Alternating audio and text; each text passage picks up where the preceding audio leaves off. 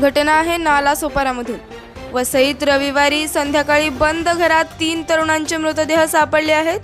आजूबाजूच्या रहिवाशांनी घरातून वास येत असल्या कारणाने मणिकपूर पोलिसांना घटनेची माहिती दिली।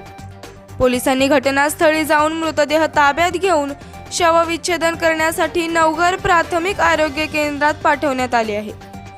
ही घटना नेमकी कशामुळे घडली आहे याचा शोध पोलीस घेत आहेत। सदर घटनेचे कारण काय आहे हे पाहण्या अगोदर चॅनलवर नवीन असाल तर एबीडी मराठीला सबस्क्राइब करा आणि हा व्हिडिओ आपण फेसबुक पेजला पाहत असाल तर आपल्या पेजला फॉलो करा। 1 ते 3 फेब्रुवारी दरम्यान ही घटना घडली असल्याचा संशय पोलिसांनी व्यक्त केला आहे। या घटनेची माहिती मिळताच पोलिसांना घटनास्थळी पाठवून पंचनामा करत मृतदेह ताब्यात घेऊन शवविच्छेदनासाठी पाठवले आहे।